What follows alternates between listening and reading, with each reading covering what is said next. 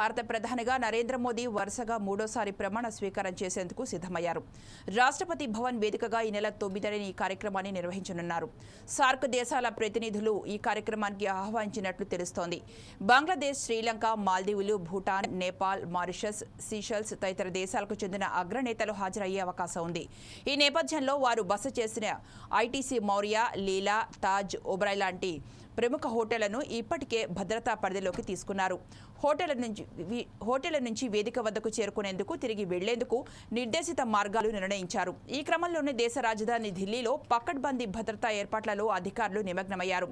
బహుళాంచెల భద్రతకు 5 కంపెనీల పారామిలిటరీ దళాలు, ఎన్ఎస్జీ కమాండోలు, డ్రోన్లు, స్నైపర్లను రంగంలోకి దించుతున్నారు.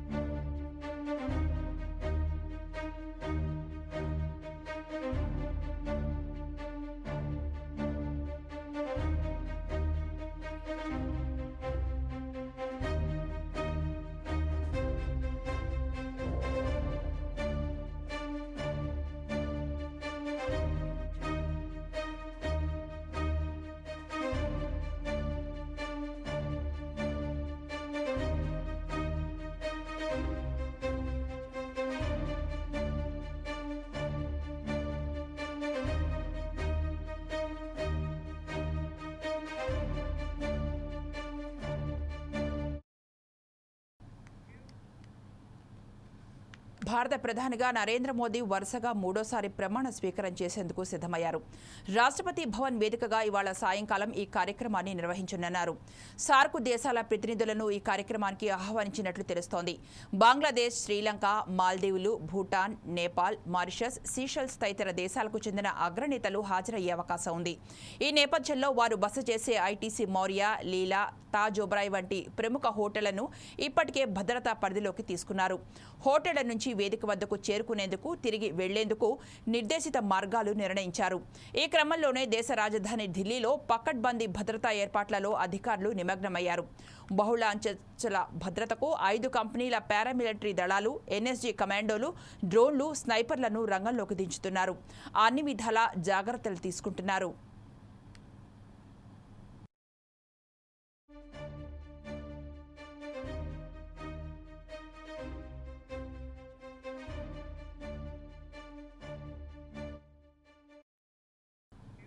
రామోజీ గ్రూప్ సంస్థల చైర్మన్ రామోజీరావు అంత్యక్రియలు రామోజీ ఫిలిం సిటీలో జరిగాయి. అంతకుముందు అంతిమయాత్ర నిర్వహించారు. ఫిలిం సిటీలోని రామోజీ నివాసం నుంచి ప్రారంభమైన యాత్ర ఆయన ముందే సిద్ధం చేసుకున్న స్మారక కట్టడం వరకు సాగింది. కడసారి వీడ్కోలు పలికేందుకు వివిధ పార్టీలకు చెందిన నేతలు, రామోజీ గ్రూప్ సంస్థల ఉద్యోగులు, ప్రజలు తరలివచ్చారు.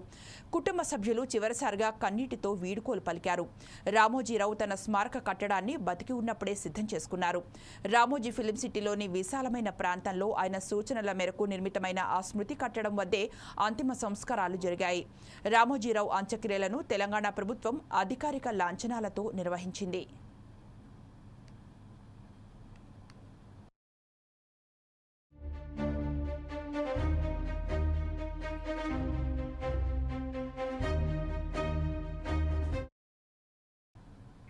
రామోజీరావులాగా ఒక్కరోజు బతికినా చాలు అని ఆస్కార్ అవార్డు గ్రహీత, సంగీత దర్శకుడు కీరవాణి అన్నారు.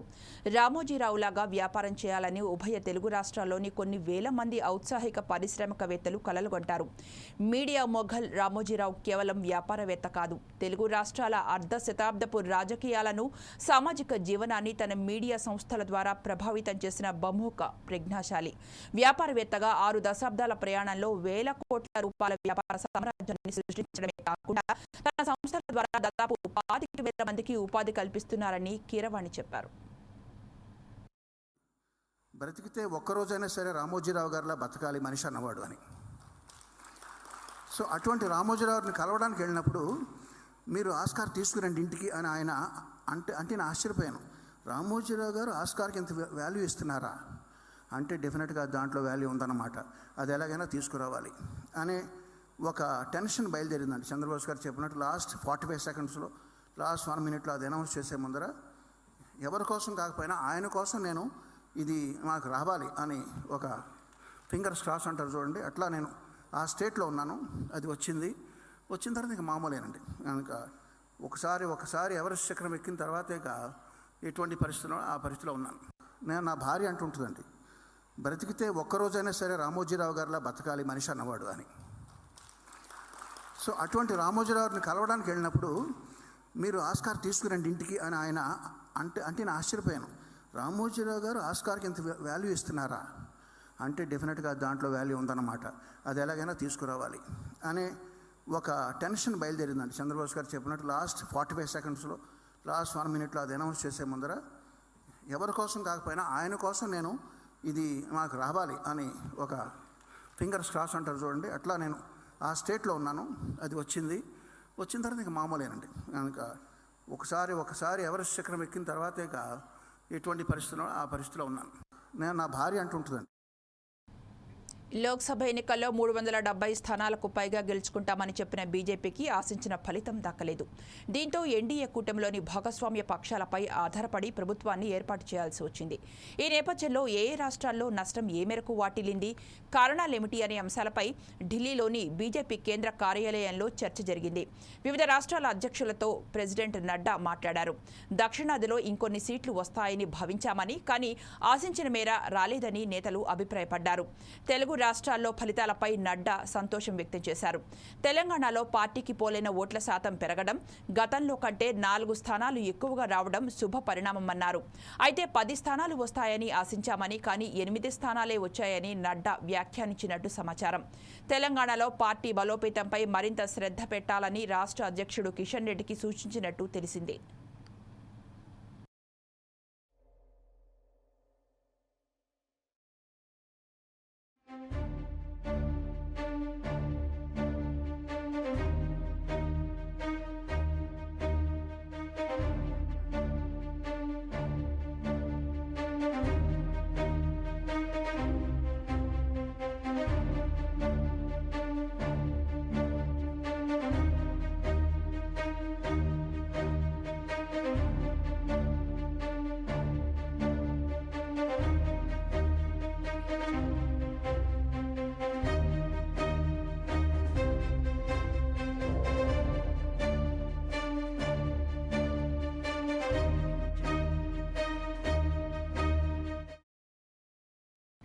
తెలంగాణలో నైరుతి రుతుపవనాలు వేగంగా విస్తరిస్తున్నాయి. ఉత్తర తెలంగాణ జిల్లాల నుంచి నిజామాబాద్ వరకు నైరుతి రుతుపవనాలు విస్తరించాయి. మరో 2 రోజుల్లో రాష్ట్రమంతా రుతుపవనాలు విస్తరిస్తాయని హైదరాబాద్ వాతావరణ కేంద్రం తెలిపింది. మరోవైపు ఉపరితల ఆవర్తనం బలహీనపడిందని వాతావరణ శాఖ తెలిపింది. దీంతో రాష్ట్రంలో పలు జిల్లాల్లో వర్షాలు కురుస్తున్నాయి. వికారాబాద్, మహబూబ్ నగర్, వనపర్తి, నారాయణపేట జిల్లాలకు భారీ వర్ష సూచన చేసింది. దక్షిణ ఈశాన్య, మధ్య తెలంగాణ జిల్లాలకు తేలికపాటి నుంచి మోస్తరు వర్షాలు కురిసే అవకాశం ఉందని అధికారులు చెప్పారు. హైదరాబాద్కి ఉరుములు, మెరుపులతో పాటు గంటకు 30 నుంచి 40 కిలోమీటర్ల వేగంతో ఈదురుగాలులతో కూడిన తేలికపాటి నుంచి మోస్తరు వర్షాలు కురిసే అవకాశం ఉందన్నారు వాతావరణ శాఖ అధికారులు. మరోవైపు రుతుపవనాల ప్రభావంతో హైదరాబాద్లో ఒక్కసారిగా వాతావరణం మారింది.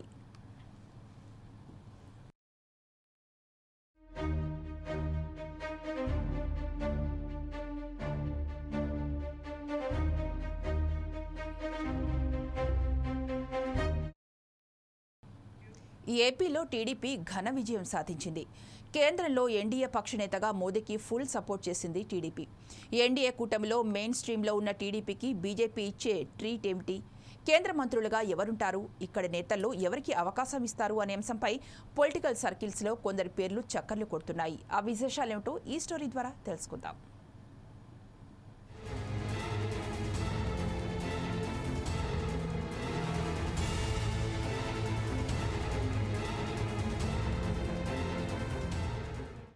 కేంద్ర కేబినెట్ కూర్పుపై ఢిల్లీలో తీవ్ర కసరత్తు జరుగుతోంది. ఈ నెల 9న సాయంత్రం 6 గంటలకు మూడోసారి దేశ ప్రధానిగా నరేంద్ర మోడీ ప్రమాణ స్వీకారం చేస్తారు. మోడీతో పాటు ఎన్డీఏ మిత్రపక్షాలకు చెందిన కొంతమంది నేతలు కేంద్ర మంత్రులుగా ప్రమాణం చేస్తారు. కేంద్ర కేబినెట్లో టీడీపీ చేరుతుందని ఇప్పటికే చంద్రబాబు చెప్పారు. అయితే మంత్రి పదవుల కేటాయింపును మాత్రం ప్రధాని నిర్ణయానికే వదిలేనున్నట్టు తెలుస్తోంది. కీలకమైన హోంశాఖ, ఆర్థిక శాఖ, రక్షణ శాఖ, విదేశాంగ శాఖ, రోడ్లు, రైల్వే శాఖలను బీజేపీ దగ్గరే ఉంచుకోనుంది. మిగిలిన వాటిలో ముఖ్యమైన మంత్రి పదవులను టీడీపీ ఎంపీలకు ఇవ్వనున్నట్టు తెలుస్తోంది. అవి ఏవి అనే దానిపై మాత్రం ఉత్కంఠ సాగుతోంది. సెంట్రల్ కేబినెట్లో టీడీపీకి దక్కే స్థానాలపై అప్పుడే చర్చ మొదలైంది. కేంద్రంలోని పెద్దలు దాదాపుగా 3 నుంచి 4 స్థానాలు దక్కుతాయని చెబుతున్నారు. ఆ న్యూస్ మాత్రం చక్కర్లు కొడుతోంది. మరి సెంట్రల్లోని బడా నాయకులు తీసుకున్న నిర్ణయాలు ఎలా ఉన్నాయి? టీడీపీ వర్గీయులు ఎలాంటి అంచనాలు వేస్తున్నారు? కేంద్ర కేబినెట్లో టీడీపీకి 3 నుంచి 4 స్థానాలు మాత్రం పక్కాగా దక్కుతాయా అంటే అవుననే సమాధానాలు వినిపిస్తున్నాయి. సామాజిక సమీకరణాలు, సమర్థత ఆధారంగా కేంద్ర కేబినెట్లో పలువురు నేతలు చోటు దక్కించుకుంటారని టాక్. 2 కేంద్ర మంత్రి పదవులు, మరో 2 సహాయ మంత్రి పదవులు ఇవ్వనున్నట్టు సమాచారం. కేంద్ర కేబినెట్ రేసులో రామ్మోహన్ నాయుడు ఉన్నారు. గతంలో వాజ్పేయి హయాంలో ఆయన తండ్రి ఎర్రన్నాయుడు కేంద్ర మంత్రిగా పనిచేశారు. ఎర్రన్నాయుడు మరణం తర్వాత వారసుడిగా వచ్చిన రామ్మోహన్ నాయుడు తనకంటూ ప్రత్యేక గుర్తింపు తెచ్చుకున్నారు. ఈసారి సెంట్రల్ కేబినెట్లో రామ్మోహన్ నాయుడు పేరు ఉంటుందనైతే చర్చ సాగుతోంది. ఆయనకు కేంద్రంలో బెర్త్ ఖాయమైతే ఏపీకి ఎలాంటి న్యాయం చేస్తారనే దానిపై కూడా డిస్కషన్స్ స్టార్ట్ అయ్యాయి. 2 కేంద్ర మంత్రి పదవులు, మరో 2 సహాయ మంత్రి పదవులు ఇవ్వనున్నట్టు సమాచారం. పౌర విమానయాన శాఖ, ఉక్కు శాఖను టీడీపీకి ఇచ్చే అవకాశాలు ఉన్నట్టు కూడా వార్తలు వస్తున్నాయి. ఇక ఎస్సీ వర్గం నుంచి 3 ఎంపీలుగా గెలిచారు. ఈ 3 మొదటిసారి ఎన్నికైన వారే. వీరిలో Chittoor MP Prasadarao retired IAS అధికారి. ఈయనకు కేంద్ర కేబినెట్లో పదవి దక్కే ఛాన్స్ ఎక్కువగా ఉంది. ఇక గుంటూరు, నరసరావుపేట నుంచి గెలిచిన పెమ్మసాని చంద్రశేఖర్, లావు శ్రీకృష్ణదేవరాయల నుంచి ఒకరు, నెల్లూరు, నంద్యాల నుంచి గెలిచిన వేమిరెడ్డి ప్రభాకర్ రెడ్డి, బైరెడ్డి శబరిలో ఒకరిని కేంద్ర కేబినెట్కు పంపే అవకాశాలున్నాయని టీడీపీ వర్గాలు చెబుతున్నాయి. జనసేన నుంచి పోటీ చేసిన 2 ఎంపీలకు కేంద్ర కేబినెట్లో బెర్త్ ఉంటుందనే టాక్ కూడా ఉంది. గాజు గ్లాసు నుంచి గెలిచిన ఎంపీల్లో సీనియర్ నాయకుడు, మూడోసారి గెలిచిన బాలశౌరికి ఎక్కువ ఛాన్స్ ఉందని చెప్పుకుంటున్నారు. ఇక ఏపీ బీజేపీ నుంచి కూడా 3 ఎంపీలు గెలిచారు. వీరిలో పురంధేశ్వరి, సీఎం రమేష్ పేర్లు పరిశీలనలో ఉన్నట్టు తెలుస్తోంది.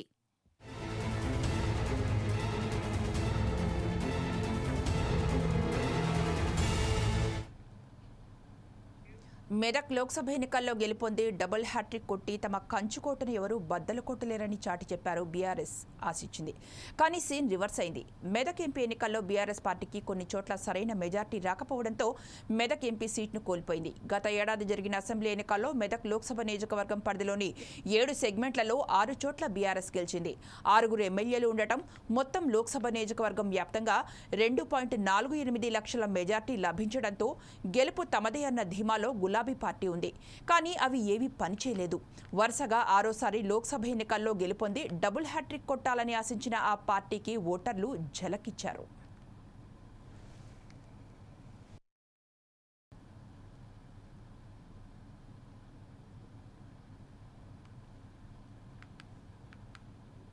జయశంకర్ భూపాలపల్లి జిల్లాలో గ్రూప్ 1 ప్రిలిమినరీ పరీక్ష కోసం 17 పరీక్షా కేంద్రాలను నెలకొల్పారు. వీటిలో 4,394 మంది పరీక్షకు హాజరయ్యారు. జూన్ 9న జరిగిన ఈ పరీక్షలకు ఉదయం 9 గంటల నుంచి పరీక్షా కేంద్రాల 10 గంటల వరకు అభ్యర్థులను అనుమతించారు. పరీక్షా కేంద్రాల పరిసరాల్లో 144 సెక్షన్ అమలు చేశారు. ఓ దివ్యాంగుడిని కుర్చీలో తీసుకువెళ్లి పరీక్షా హాల్లో దిగబెట్టిన పోలీసులు తమ మానవత్వాన్ని చాటుకున్నారు.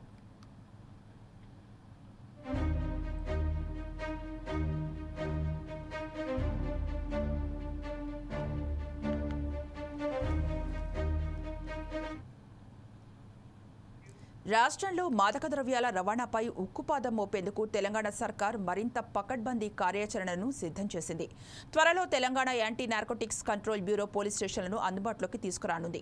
రాష్ట్ర వ్యాప్తంగా 4 పోలీస్ స్టేషన్ల ఏర్పాటుతో పాటు వాటి నుంచే కార్యకలాపాలు నిర్వహించేందుకు టీన్యాబ్ ఉన్నతాధికారులు కసరత్తు వేగవంతం చేశారు.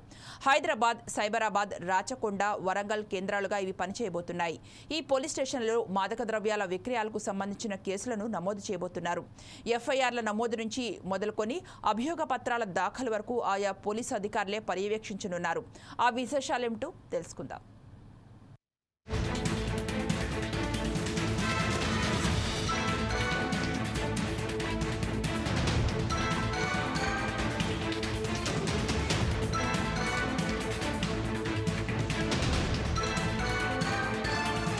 ప్రస్తుతం మాదక ద్రవ్యాల కేసుల్లో నిందితులను అదుపులోకి తీసుకున్న పక్షంలో వారిని ఆయా ప్రాంతాల్లోని శాంతి భద్రతల పోలీస్ స్టేషన్లకు అప్పగిస్తున్నారు.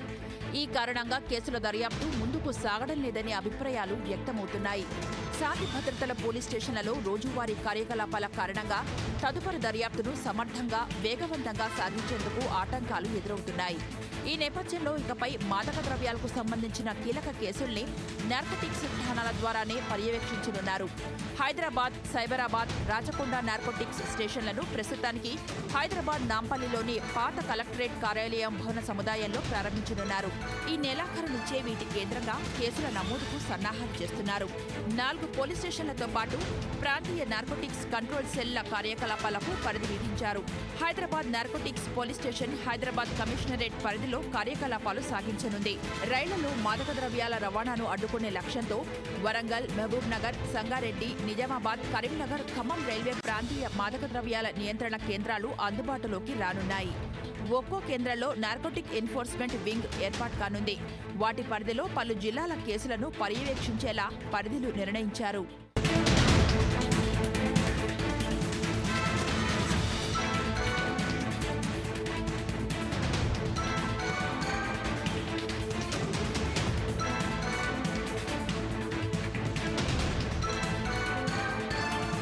ప్రస్తుతమున్న వనరులతో ఠాణాల్లో కార్యకలాపాలు సాగించేందుకు సన్నాహాలు చేస్తున్నారు. డీఎస్పీ స్టేషన్ హౌస్ ఆఫీసర్గా ఉండనున్న వీటిని బి లేదా సి గ్రేడ్ ఠాణాలుగా అందుబాటులోకి తీసుకురానున్నారు. ఇప్పటికే ఒక్కో స్టేషన్కు డీఎస్పీతో పాటు 2 ఇన్స్పెక్టర్లు, 4 ఎస్ఐలను నియమించారు. హైదరాబాద్ కమాండ్ కంట్రోల్ సెంటర్లోని ప్రధాన కార్యాలయంలో ముఖ్యమంత్రి రేవంత్ రెడ్డి ఇటీవలే సమీక్ష నిర్వహించిన నేపథ్యంలో స్టేషన్లకు బి లేదా సి గ్రేడ్ హోదా కల్పించాలని టీనాబ్ ఉన్నతాధికారులు విన్నవించారు. ఇందుకు ముఖ్యమంత్రి సుముఖత వ్యక్తం చేయడంతో ఒక్కో స్టేషన్కు 50 నుంచి 70 మంది కానిస్టేబుళ్ల ఏర్పాటుకు మార్గం సుగమమైంది. ఈ క్రమంలోనే నార్కోటిక్స్ ఠాణాల్లో కానిస్టేబుళ్లను నియమించేందుకు ముమ్మరంగా కసరత్తు జరుగుతోంది.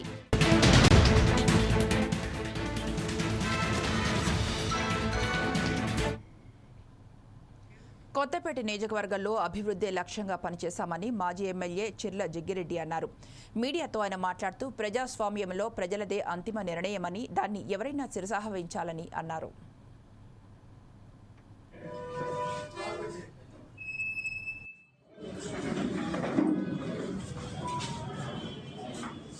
జరిగినటువంటి సార్వత్రిక ఎన్నికల్లో నన్ను గెలిపించాలని, నా విజయం కోసం మరి కష్టపడి పనిచేసేటటువంటి నా కుటుంబ సభ్యులతో సమానమైన కార్యకర్త సోదరులు, అలాగే గడిచండి 10 సంవత్సరాల్లో నాతో పాటు నాకు సహాయ సహకారాలు అందించేటువంటి కొత్తపేట నియోజక ప్రజలందరికీ నమస్కారాలు తెలియజేస్తూ, వారందరూ కూడా మరి కష్టపడి పనిచేశారు. నన్ను గెలిపించడానికి చాలా కష్టపడి పనిచేస్తున్నారు. వారందరికీ హృదయపూర్వక కృతజ్ఞతలు, ధన్యవాదాలు తెలియజేస్తున్నాను. మరి ఏదైతే రాజకీయాల్లో గెలుపుకోవటములు సహజమే. గెలిచినప్పుడు విర్రవేగలేదు, ఓడిపోయినప్పుడు ఇంట్లో కూర్చోలేదు. అన్నీ 2 సమానంగా తీసుకునే విధానాన్ని నా తండ్రి నాకు నేర్పాడు. అలాగే ఉన్నటువంటి కార్యకర్త సోదరులు కూడా అదే రకమైన క్రమశిక్షణతో వారు కూడా నా మాట మీద గతంలో ప్రయాణం చేశారు. కానీ ప్రస్తుతం జరిగినటువంటి ఈ యొక్క ఓటమికి కారణం ఏదైతే మనం నేను నమ్మినటువంటిది దేవుడు, ప్రజలు, ముఖ్యంగా మరి ప్రజలు కూడా ఇన్ని సంక్షేమ కార్యక్రమాలు జగన్మోహన్ రెడ్డి గారి ద్వారా అందినా కూడా కొన్ని పొరపాట్లు జరిగినటువంటి మాట వాస్తవం. ఏదైతే రాష్ట్రంలో మరి కొంతమంది అధికారులు ఇప్పుడున్నటువంటి ఈ విషయాల్ని ముఖ్యమంత్రి గారికి వెళ్లకుండా మరి వారు చేసేటువంటి చర్యలు ఈరోజు ఈ యొక్క దుష్ఫలితాలకి కారణమయ్యాయని చెప్పి నేను భావిస్తున్నాను. ఈరోజు కూడా ఇది రాష్ట్రంలో కాదు, ఈ దేశంలోనే 2,66,600 కోట్ల రూపాయలు సామాన్య ప్రజానీకం కోసం అన్ని వర్గాల ప్రజల కోసం ఖర్చు పెట్టినటువంటి నేత జగన్మోహన్ గారు తప్ప వేరెవరు లేరు. ఎంతమంది కలిసి వచ్చినా ధైర్యంగా ముందుకెళ్ళేటువంటి మగాడు, ధైర్యంగా ముందుకెళ్ళి ఎదుర్కొనేటువంటి నైజం ఈరోజు జగన్మోహన్ రెడ్డి గారిలో ఉంది పేద ప్రజానీకం కోసం. అట్లాంటి ప్రజానీకంలో మరి 40% ఓట్లు వేసిన ఎవరైతే ముఖ్యంగా రైతు సోదరులు ఈ టైటిలింగ్ యాక్ట్ ఏదైతే ఉందో కేంద్ర ప్రభుత్వం ప్రవేశపెట్టిన ఖమ్మం జిల్లాలో 52 సెంటర్లలో 18,403 మంది విద్యార్థులు, భద్రాద్రి జిల్లాలో 21 సెంటర్లలో మొత్తం 8,871 మంది అభ్యర్థులు పరీక్షకు హాజరవుతున్నారు. గ్రూప్ 1 ప్రిలిమినరీ పరీక్ష నిర్వహణలో చీఫ్ సూపరింటెండెంట్లు అప్రమత్తంగా ఉండాలని అన్నారు. పరీక్ష నిర్వహణ సమయంలో అధికారులంతా సమన్వయంతో పనిచేయాలని ఉమ్మడి జిల్లాల కలెక్టర్లు ఆదేశించారు.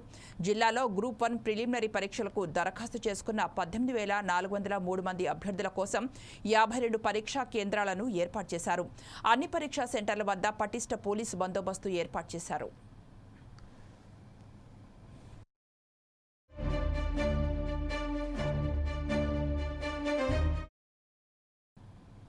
మధ్యప్రదేశ్లోని ఇండోర్ లోక్సభ నియోజకవర్గం నుంచి ఎన్నికైన శంకర్ లాల్వానికి అత్యధికంగా 12,26,751 ఓట్లు వచ్చాయి. లాల్వాని 11,75,092 ఓట్ల మెజార్టీ సాధించడంతో గెలుపొందారు. ఈ ఎన్నికల్లో భారీ మెజార్టీతో గెలిచిన ఎంపీ లాల్వానియే. ఇదొక రికార్డు కూడా. ఆ విశేషాలేంటో ఈ స్టోరీ ద్వారా తెలుసుకుందాం.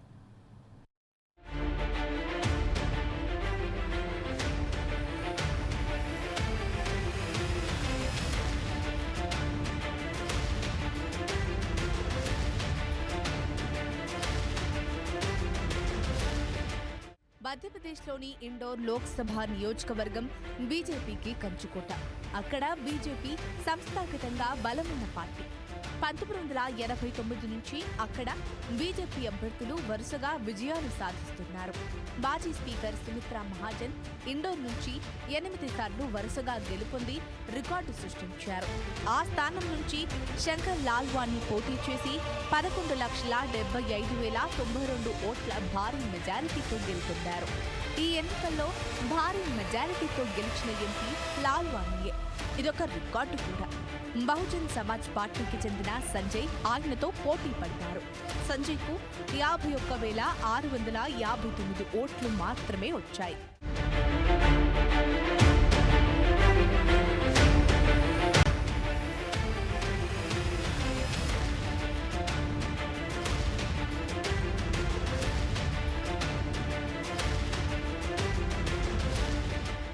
ఇండోర్లో నోటాకు కూడా రికార్డు స్థాయిలో ఓట్లు పడ్డాయి. 2.18 లక్షల మంది ఓటర్లు నోటాను ఎంపిక చేసుకున్నారు. ఇక్కడ కాంగ్రెస్ అభ్యర్థి నామినేషన్ వేసి ఉపసంహరించుకున్నారు. కాంగ్రెస్ ఇండోర్ అభ్యర్థి అక్షయ్ కాంతిబామ్ ఏప్రిల్ 29న తన నామినేషన్ను ఉపసంహరించుకుని బీజేపీలో చేరారు.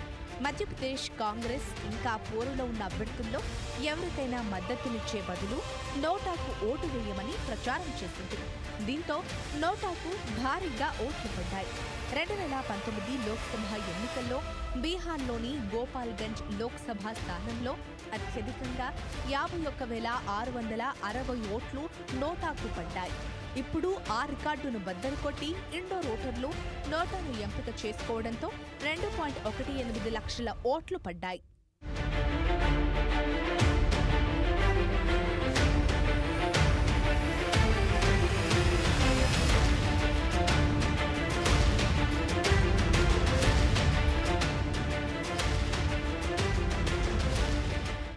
ఇండోర్ బరిలో 9 మంది ఇండిపెండెంట్లు, 3 లోకల్ పార్టీల అభ్యర్థులు కూడా ఉన్నారు. వీరెవరికీ డిపాజిట్లు దక్కలేదు. కాంగ్రెస్ బరిలో ఉంటే కొంత పోటీ ఉండేది.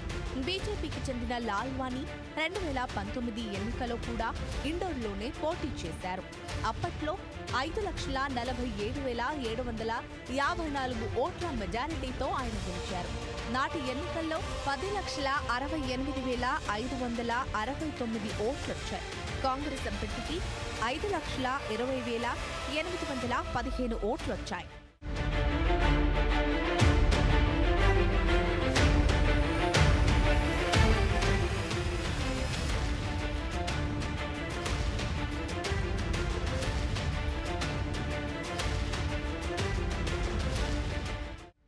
శంకర్ లాల్వాణి అక్టోబర్ 16, 1961న ఇండోర్లో జన్మించారు. ఆయన తండ్రి జమునాదాస్ లాల్వాణి ఆర్ఎస్ఎస్ జన్ సంఘ్లో క్రియాశీలక సభ్యుడు. తల్లి గోరీదేవి లాల్వాణి గృహిణి. లాల్వాణి ముంబైలో బీటెక్ చేశారు. తర్వాత ఇండోర్కు తిరిగొచ్చి బిజినెస్ అండ్ కన్సల్టెన్సీ కోర్సు చేశాడు. 1980 ప్రారంభంలో బాంబే విశ్వవిద్యాలయంలో అఖిల భారతీయ విద్యార్థి పరిషత్ విశ్వవిద్యాలయ ప్రతినిధిగా చురుగ్గా పనిచేశారు. అప్పటి నుంచే ఆయన రాజకీయ ప్రయాణం మొదలైంది. 1994 నుండి 1999 వరకు ఇండోర్ మున్సిపల్ కార్పొరేషన్లో కౌన్సిలర్గా, ఆపై 1999 నుండి 2004 వరకు చైర్మన్గా పనిచేసిన లాల్వాణి అంచెలంచెలుగా ఎదిగారు. ఇండోర్లోని వార్డు నెంబర్ 49 అధ్యక్షుడిగా చేసిన ఆయన ఎంపీ స్థాయికి చేరుకోవడం గొప్ప విషయం. 2013లో శంకర్ లాల్వాణి ఇండోర్ డెవలప్మెంట్ అథారిటీ చైర్పర్సన్గా నియమితులయ్యారు. ఇప్పుడీ చారిత్రాత్మక విజయంతో ఎవరి లాల్వాణి అంటూ గూగుల్లో సెర్చ్ చేస్తున్నారు.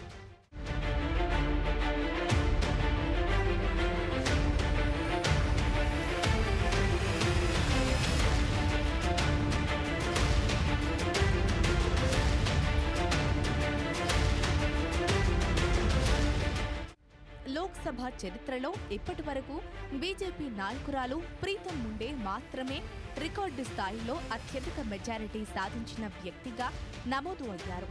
ప్రీతం ముండే తండ్రి గోపీనాథ్ ముండే కేంద్ర మంత్రిగా చేశారు.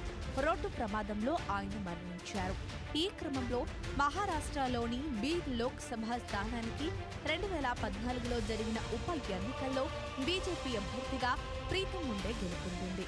నాటి ఎన్నికల్లో 6,96,321 ఓట్ల ఆధిక్యత సాధించి లోక్సభ ఎన్నికల్లో సరికొత్త రికార్డును నమోదు చేసింది. దాన్ని శంకర్ లాల్వాణి ఇప్పుడు అధిగమించారు. 2014లో కూడా ప్రీతం బీడ్ నుంచి పోటీ చేసి గెలిచారు. అయితే మెజారిటీ 1,68,368కి పరిమితమయ్యింది. 2024లో ఆమెకు బీజేపీ టికెట్ ఇవ్వలేదు. ఆమె సోదరి పంకజ్ ముండేకి టికెట్ ఇచ్చారు. కానీ ఆమె ఓటమి పాలయ్యారు.